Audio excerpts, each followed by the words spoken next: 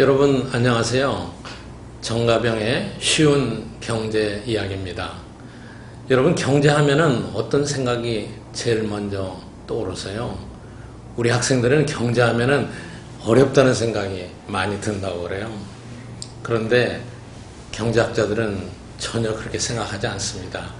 실제로 경제는 어려운 게 아닙니다.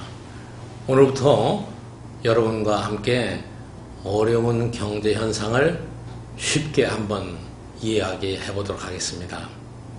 여러분 집안에서 아이가 태어날 때 맨 먼저 뭘 알게 되나요? 아이들의 울음소리를 듣는다고 해요. 왜 아이가 태어날 때부터 울겠느냐? 경제학자들은 배가 고파서 운다고 생각합니다. 크게 보면은 경제는 역시 배고픔을 해결하는 것이죠. 그러니까 인간은 태어날 때부터 경제 문제를 안고 태어나는 것입니다. 그런데 배고픔을 해결하는 것뿐만 아니라 우리가 갖고 있는 자원은 항상 한정되어 있습니다. 여러분 자원하면은 이것부터 어렵게 생각하실 수 있습니다. 그런데 자원은 여러분이 갖고 있는 돈이 될 수도 있고요, 시간이 될 수도 있고, 땅이 될 수도 있고, 세상에 존재하는 모든 것이 다 자원입니다. 어떤 자원은 지금은 아무 쓸모가 없지만은 이용하는 방법에 따라서 또는 과학기술의 발달에 따라서 엄청난 가치를 발휘하는 것도 있죠. 반도체의 핵심적인 소재가 모래에서부터 나온다는 얘기 여러분 들으셨죠? 자, 그런데 우리 인간의 욕망은 엄청나게 큰데 세상에 있는 자원은 부족하기 때문에 항상 우리가 원하는 대로 쓰질 못합니다. 그리고 원하는 대로 쓰질 못하기 때문에 있는 자원을 어떻게 효율적으로 선택해서 쓰느냐가 중요하게 되죠. 예를 들어서 학생들 입장에서 볼 때는 수업 시간이 8개 과목 선택해야 되는데 경제학을 들을까? 영문학을 들을까? 어느 게 더 바람직할까? 이것이 바로 경제학의 문제입니다.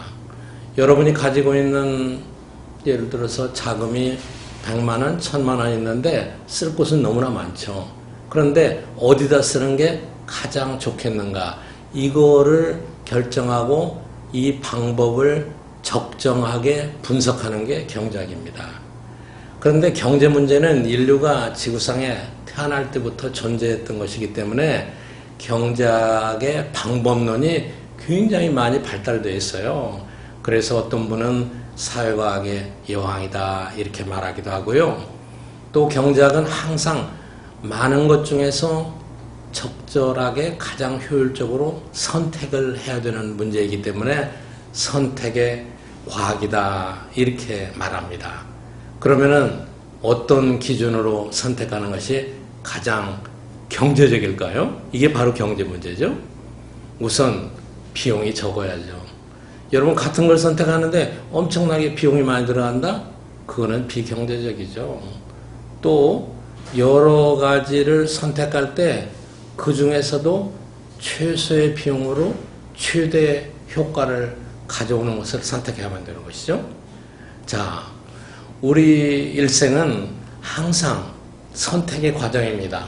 오늘 아침에 여러분이 일어나셔서 오늘 활동하실 수 있는 시간이 제한되어 있어요. 무엇을 할까? 이것 자체가 선택의 과정입니다. 인생에서 배우자를 선택하는 것도 저는 경제학을 잘하는 사람은 실패하지 않을 거라고 봅니다. 가장 바람직한 것을 선택하는 하는 것이니까요. 여러분, 따라서 경제학적인 방법론은 모든 분야에 적용이 됩니다. 기업에서는 최소의 비용으로 최대의 이윤을 얻기 위해서, 정부에서는 재정 지출을 인력 관리를 국가의 경제정책을 가장 효율적으로 하기 위해서, 개인으로 볼 때는 오늘 하루하루의 가장 바람직한 선택을 위해서 경제학적인 방법론이 필요한 것이죠. 그래서 여러분 경제학은 가장 보편적으로 누구에게나 어떤 주제에나 적용될 수 있는 분야입니다.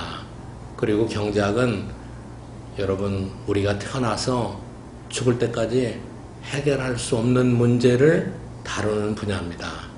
오늘부터 저와 함께 쉬운 경제 이야기를 같이 나눠보도록 하겠습니다. 감사합니다.